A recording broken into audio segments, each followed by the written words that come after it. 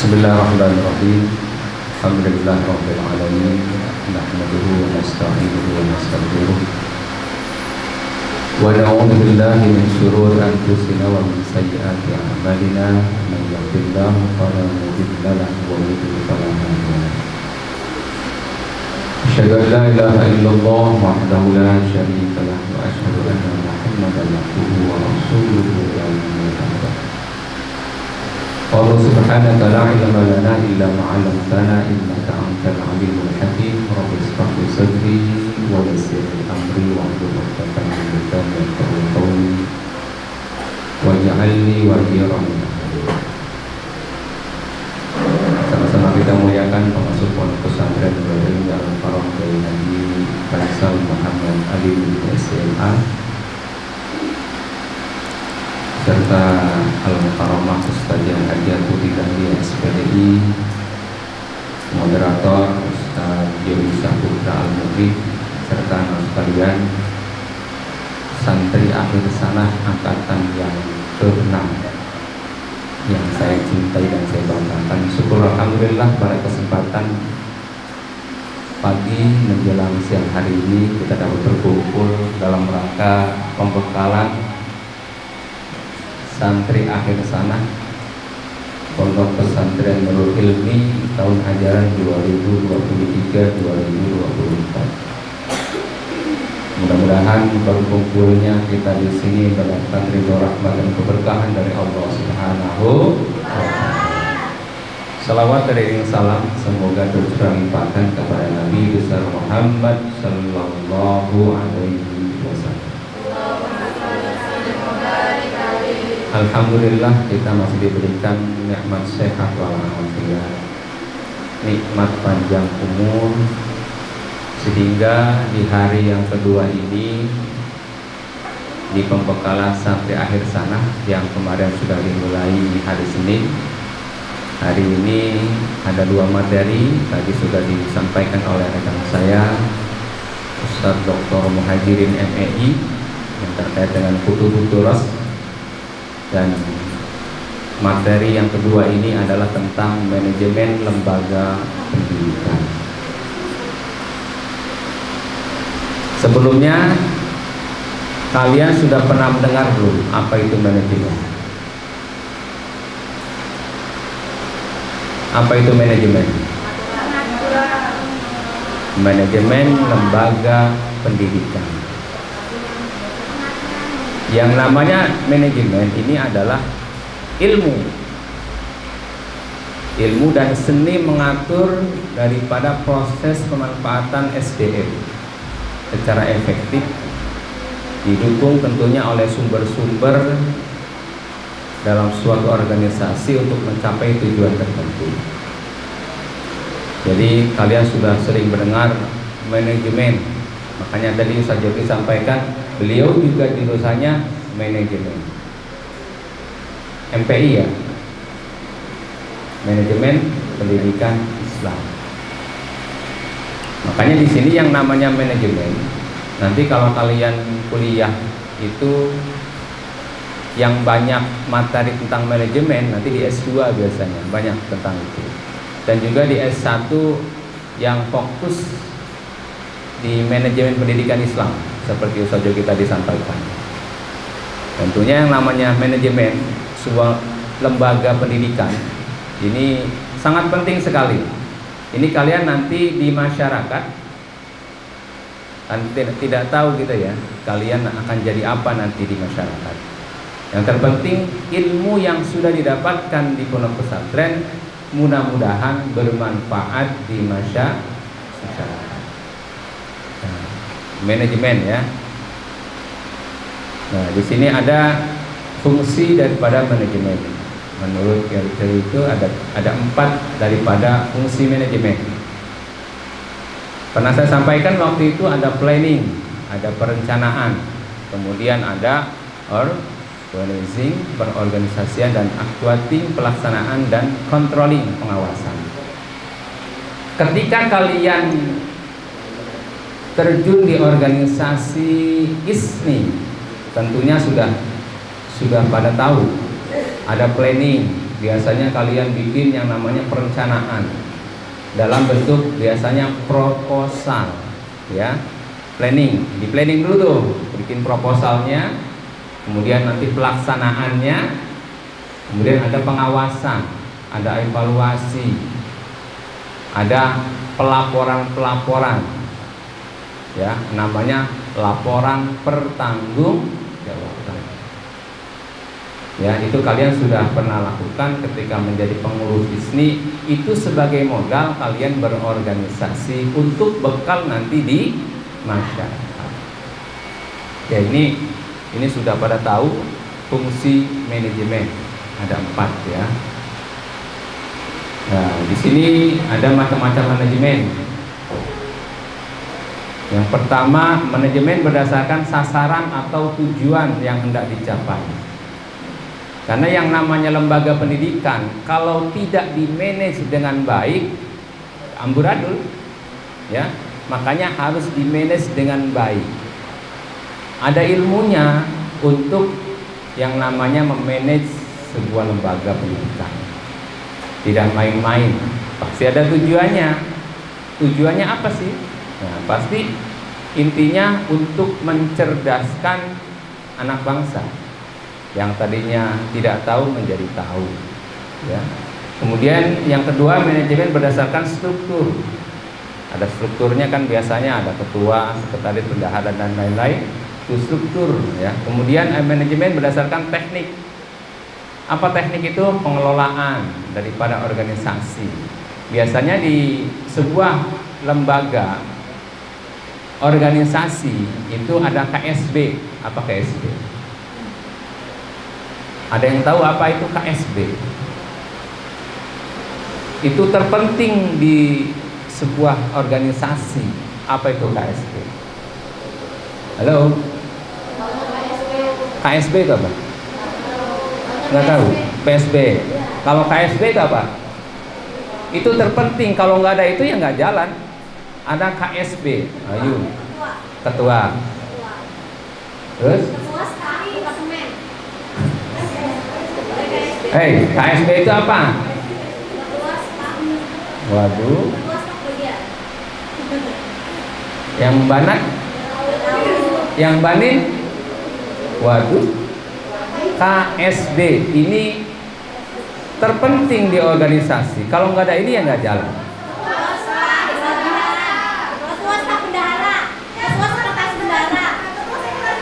Nah, ketua, sekretaris, bendahara, itu namanya KSB. Itu penting di sebuah organisasi, harus ada itu. Kalau nggak ada itu nggak jalan. Siapa yang menjadi ketuanya? Siapa yang memimpin? Ya, KSB itu terpenting. Ketua, sekretaris bukan sekretaris. Kadang ada yang bikin proposal sekretaris, sekretaris. Kalau seker itu kayaknya bahasa Jawa itu. Sekretaris itu bahasa Jawa. Kalau bahasa Indonesia yang baik dan benar, sekretaris.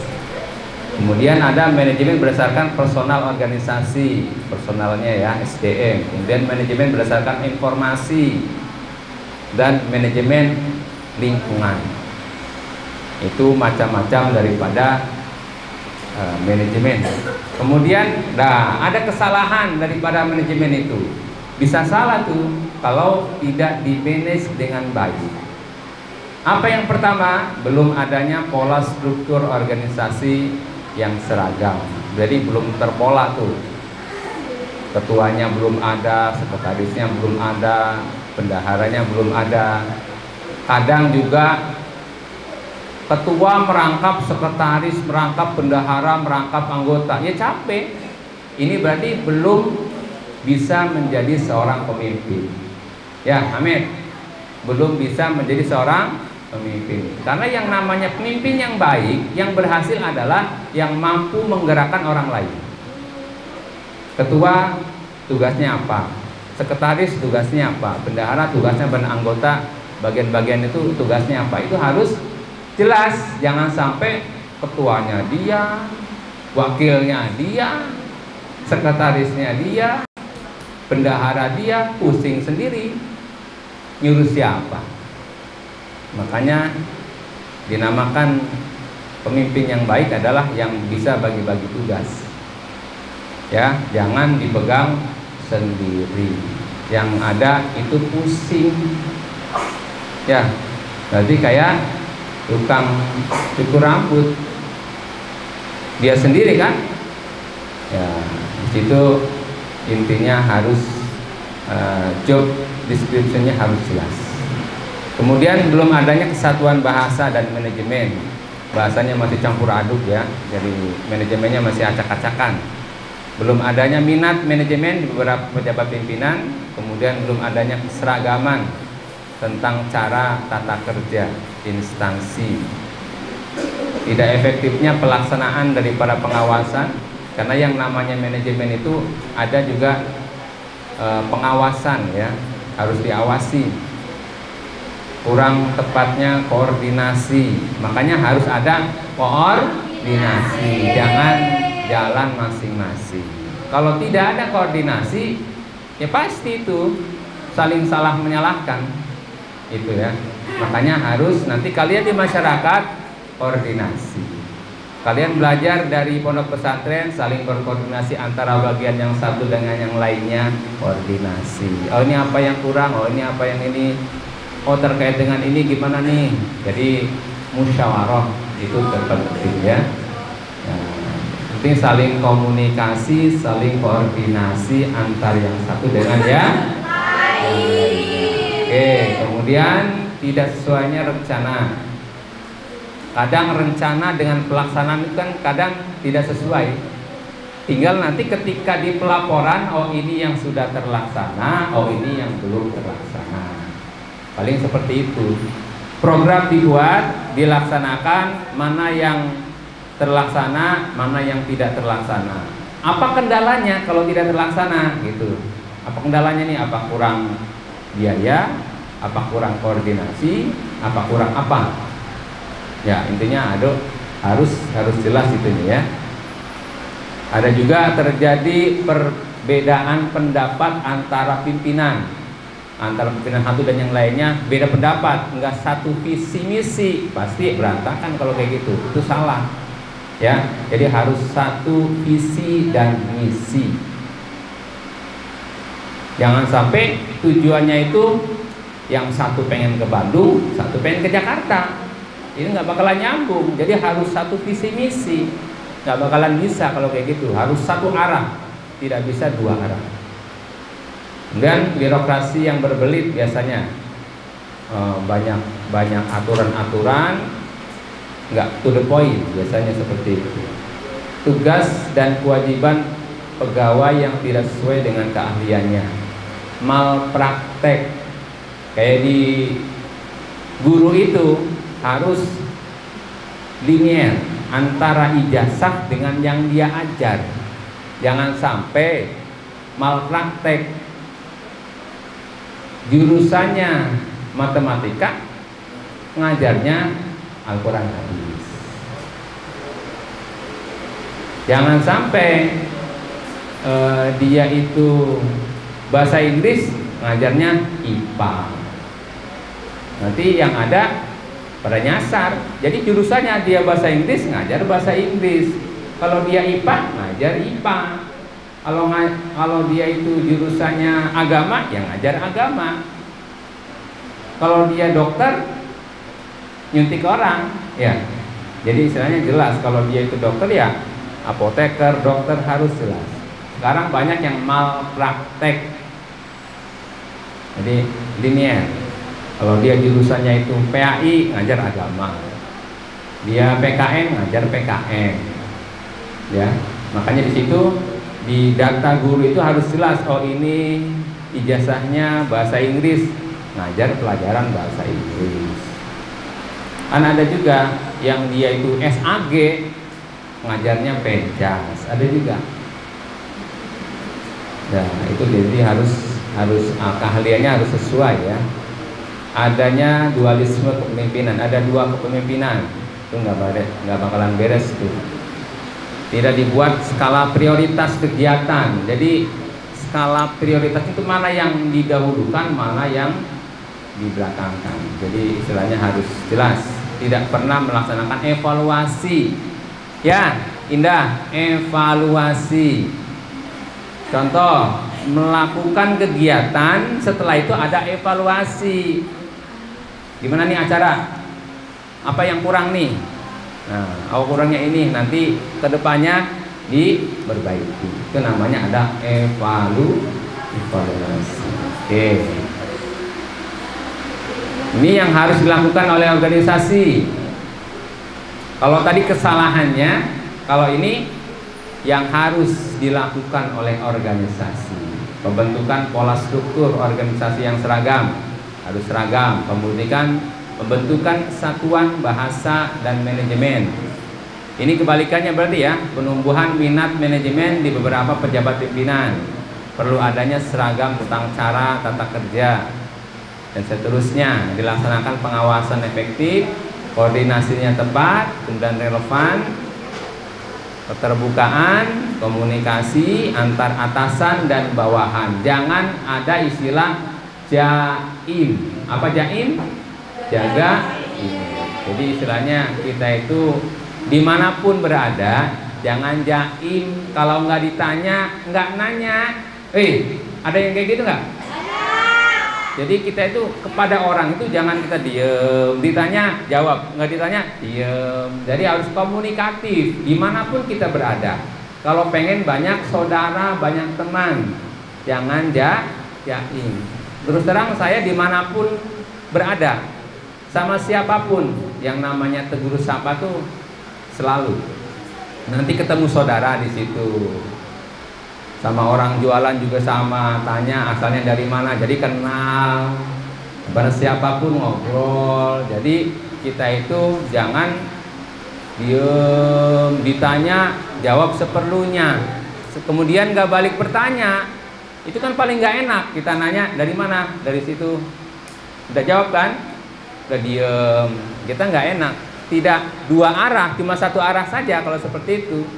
Makanya jangan ada istilah jaim, ya. Kemudian penghapusan birokrasi yang berbelit-belit, to the point aja langsung. Peningkatan profesionalitas kerja para pegawai, pemimpinan yang tegas, searah, pembuatan skala prioritas. Terakhir, sistem pengawasan dilakukan dengan intensif. Oke. Lihat di situ Undang-Undang UU Nomor 20 Tahun 2003 terkait dengan tujuan pendidikan nasional bangsa Indonesia adalah apa itu? Intinya mengembangkan kemampuan membentuk watak serta peradaban bangsa yang bermartabat dalam rangka mencerdaskan kehidupan bangsa. Apa tujuannya? Untuk berkembangnya potensi peserta didik agar menjadi manusia yang beriman, imtak, iman dan takwa, berakhlak mulia, akhlakul karimah, sehat, kemudian berilmu, cakap, kreatif, mandiri, menjadi warga negara yang demokratis serta bertanggung jawab. Itu Undang-Undang Nomor 20 Tahun 2003 terkait dengan tujuan pendidikan nasional bangsa Indonesia. Nah, tadi kan manajemen lembaga pendidikan. Lembaga itu kan wadah ya. Wadah atau tempat orang-orang itu berkumpul. Lembaga. Ngapain berkumpulnya? Apakah cuma ngopi saja? Tidak. Di sini bekerja sama secara berencana, terorganisasi, terkendali, terpimpin dengan memanfaatkan sumber daya untuk satu tujuan yang sudah ditetapkan. Oke. Ini lembaga. Kalau lembaga pendidikan, tempat berlangsungnya proses pendidikan untuk mengubah tingkah laku daripada individu atau perorangan ke arah lebih baik melalui apa? Interaksi sosial dengan lingkungan sekitar. Oke. Mudah-mudahan nanti kalian setelah lulus punya lembaga pendidikan, ya. Ada yang punya pesantren, ada yang punya sekolah, ya kan? Intinya kalian itu dari pesantren diamalkan ilmunya di masyarakat, ya. Kemudian kalian itu harus berbakti kepada orang tua, kemudian kepada guru, taat kepada siapa?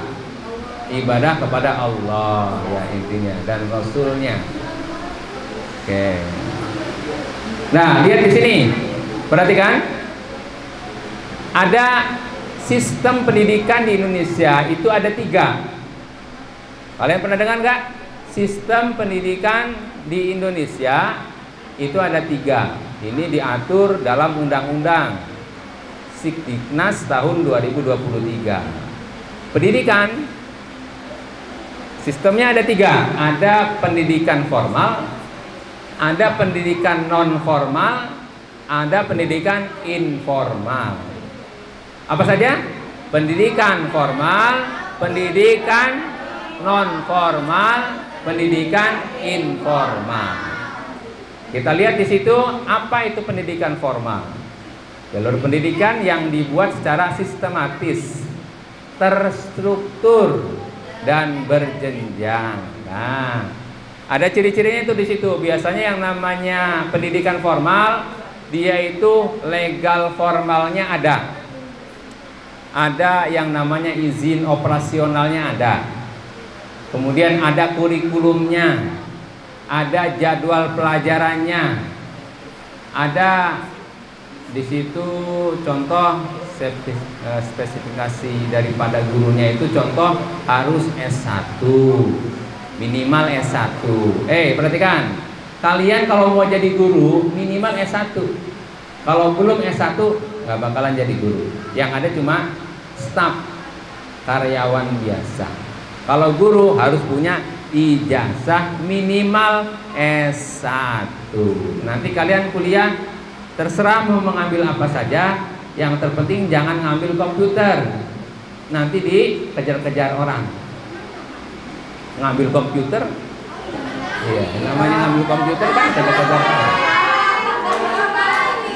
Ya, biar nggak ngantuk. Ya makanya kalian harus fokus. Jangan, kok nggak boleh ngambil komputer? Ya nggak boleh. Itu nyolong komputer namanya. Kalau mengambil jurusan komputer baru boleh. Iya, pendidikan kan bukan benda itu mah. Jadi tidak boleh mengambil komputer. Kalau mengambil jurusan komputer, monggo silakan, ya. Sesuai kalian minatnya kemana, enjoynya di mana. Jangan sampai memaksakan kehendak, nggak mampu tapi mengambil, yang ada nanti keluar dari situ. Kenapa? Pusing. Kenapa? Tidak, ini bukan bidang saya, tidak sesuai dengan yang saya inginkan. Jadi cari yang kira-kira enjoy di situ dan tidak tidak TB, bukan itu bagus ya, tekanan batin. Dia nggak bisa di matematika, ngambil matematika, yang ada pusing. Kalau biasa dakwah, ngambil jurusan dakwah, atau minimal ngambil PAI. Terdakwah masuk ke PAI, itu ngajar juga masuk. Jadi jangan ngambil jurusan yang menyusahkan kita, ya. Yang penting kita itu enjoy di situ dan senang di situ. Jadi kita belajar juga enak. Jangan memaksakan kehendak, ikut-ikutan temen ramenya di kayaknya jurusan ekonomi, ambil ekonomi, padahal dia nggak bisa. Wah, pusing nanti tengah-tengah jalan berhenti kalau seperti itu. Ya, ini pendidikan formal kayak jenjangnya SD, MI sederajat, kemudian ada SMP, MTS sederajat, ada lagi SMA atau MA sederajat, dan perguruan tinggi. Itu jelas ada ijazahnya, legal formalnya ada. Ya, kemudian ada pendidikan non. Zensani, Salman di belakang, jangan ngobrol, perhatikan nanti saya berikan pertanyaan untuk yang ngobrol. Perhatikan semuanya. Pendidikan non formal ini adalah jalur pendidikan di luar pendidikan formal yang dapat dilaksanakan secara terstruktur dan berjenjang. Di sini ada contoh, ada TPA, ada TPQ, kursus bimbingan belajar, ada paket atau PKBM, ada majelis taklim, ada les privat dan lain-lain. Ini namanya non formal karena bisa dilaksanakan di kelas maupun di luar kelas. Kalau ini bebas, tapi di situ biasanya legal formalnya tidak seperti yang formal.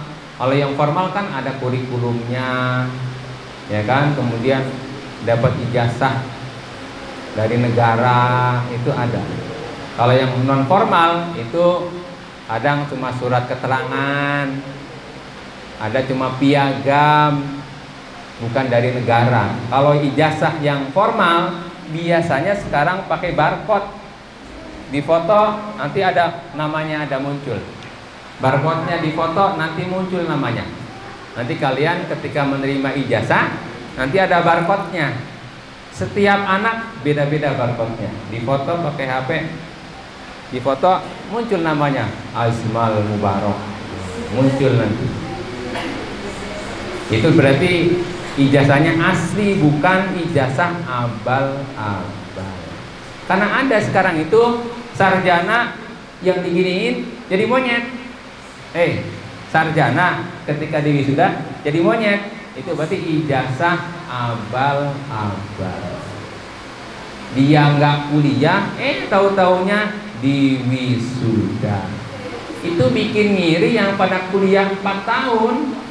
Saya kuliah 4 tahun capek bolak-balik. Oh, dia kok langsung wisuda, kapan kuliahnya? Nah, ini berarti ini kalau yang nggak jelas bisa diusut itu ijazahnya, itu tidak, jadi ilegal. Kalau kita ijazahnya legal dari Kementerian Agama, dari pemerintah kita dapat ijazah. Nanti kalian lulus nih, kalau sudah lulus ijazah MA dapat, kemudian ijazah pondok dapat, sertifikat tahfidz dapat, ijazah MTS dapat, banyak gitu. Dan sertifikat tahfidz ini sangat mendukung sekali ketika kalian di perguruan tinggi, itu sangat mendukung. Contoh punya hafalan 20 juz, itu bisa mendukung. Bahkan masuk ke TNI Polri, kalau jalurnya punya hafalan itu prioritas. Punya hafalan contoh 5 juz saja udah bagus. Iya. Dan juga kuliah di negeri dan swasta pun kalau punya hafalan Quran itu prioritas. Karena tidak semua orang hafal Quran. Yang ada bukannya hafal, yang ada al-hafiz. Bukannya al-hafiz. Hanif Azami al-hafiz, bukan al-hafiz. Waduh, karena yang namanya hafalan harus dijaga. Dengan cara apa? Murojaah. Ya, ada yang sudah mencapai 30 juz? Nailah. Nanti kalian ketika dipanggil wisuda, Syekh Abu asal Bogor, orang tua siapa? Dengan hafalan 10 juz, dengan hafalan 1 juz. Ada juga yang 1 juz, karena yang namanya kemampuan orang berbeda-beda. Yang penting punya hafalan, yang penting nambah. Iya. Yang belum 30 juz kejar sampai nanti mendekati wisuda, hafalannya bisa mencapai 30 juz. Dahlia Pranoto Jendra, juz 30. Contoh. 3 itu nilainya gede. Kalau yang diem, nyender, tidur, ya nilainya kecil. Apalagi males lagi, udah jarang masuk, ketika masuk tidur, suruh nanya nggak mau nanya, ditanya nggak bisa jawab.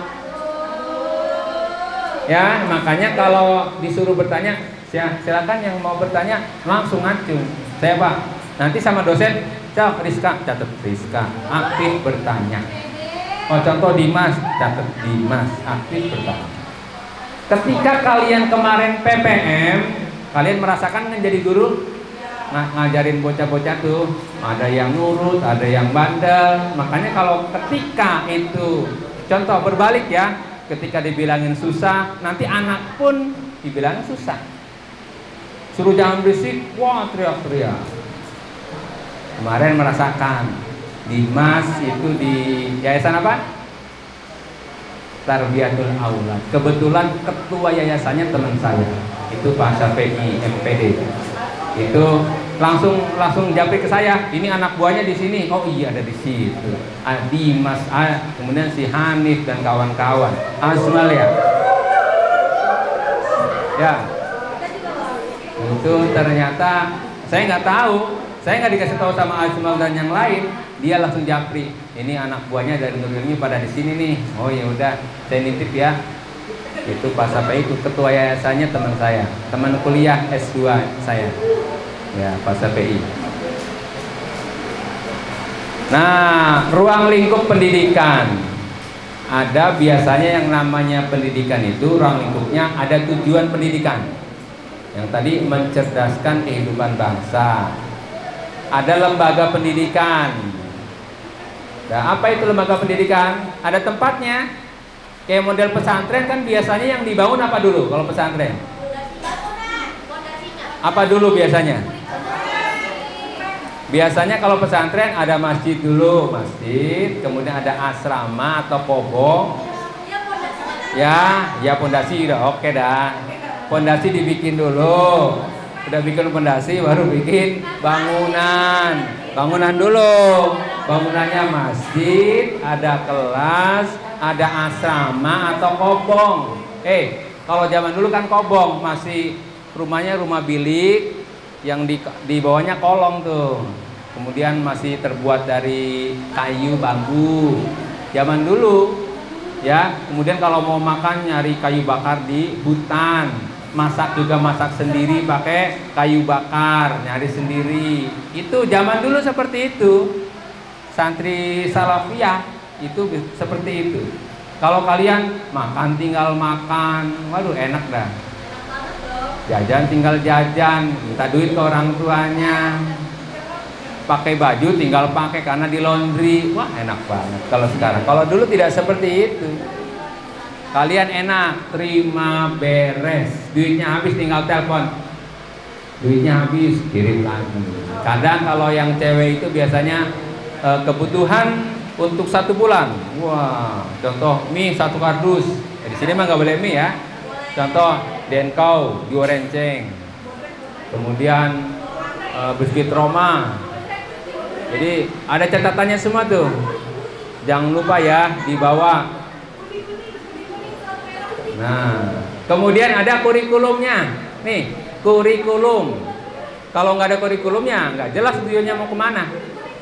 Kurikulumnya harus jelas. Kayak di kita kurikulumnya Kementerian Agama dan kurikulum Pondok Pesan kita gabungkan kurikulumnya. Jadi pelajarannya ada pelajaran-pelajaran agama, pelajaran dari Kementerian Agama, ada kitab kuning, ada tahfidz, ya, ada bahasa. Kita mengadopsi ada dari Gontor, ada yang dari salafiyah, pesantren salaf, kemudian ada tahfidz. Kita ini pesantren gado-gado, campuran. Ya, rasanya kayak apa? Ya hasilnya sekarang seperti sekarang. Alhamdulillah alumni kita sudah banyak yang ke luar negeri. Sudah lebih dari 1 kan berarti? Ya, istilahnya ada yang di Yordania, ada yang di apa lagi, Mesir, ada yang di Libya, ya kan? Udah tiga lebih lah. Nah, nanti yang lain ngikutin, tinggal ngikutin. Ada yang mau ke Jepang silahkan, ada yang mau ke Amerika silahkan. Yang biasa ngomong Inggris nanti di Inggris atau di Amerika itu silahkan. Kemudian yang namanya lembaga pendidikan, ini ruang lingkupnya ada guru, ada murid. Perhatikan, kalau cuma guru doang, muridnya nggak ada, mau ngajar siapa? Ada murid doang, gurunya nggak ada, siapa yang mau ngajar? Jadi harus ada semua di situ. Ada sarana pendidikannya juga harus ada, dan metodologi. Bagaimana metodenya, cara penyampaiannya seperti apa. Itu ruang lingkup daripada pendidikan. Standar pendidikan, ini yang dulu ya. Waktu kalian masih kelas 1 kalau nggak salah nih. Masih ini, standar pendidikannya, standar isi, belum berubah. Standar proses, standar kompetensi lulusan, standar pendidikan dan pendik, standar sarana prasarana atau sarpras, standar pengelolaan, standar pembiayaan, dan standar penilaian pendidikan. Waktu akreditasi MTS 2017 masih menggunakan ini. Standar, 8 standar. Nah, kemudian ketika aliyah kemarin akreditasi menggunakan yang ini. 4 komponen penilaian terbaru. Komponen mutu lulusan. Yang kemarin pada ditanya tuh, waktu itu ikut gak? Yang waktu kumpul di sono kemudian ditanya sama asesor, itu penilaian untuk yang terbaru. Mutu lulusannya, kemudian mati. Itu mati coba. Cek. Ini. Hah? Senggol. Ada komponen proses pembelajaran, ada komponen mutu guru. Sini. Awas nih, terhalang itu. Itu lagi di video. Nih. Komponen mutu guru, komponen manajemen sekolah atau madrasah. Ini 4 komponen penilaian terbaru untuk akreditasi, ya. Diapain itu? Faiz, tolong dicek lewat samping, Faiz ya.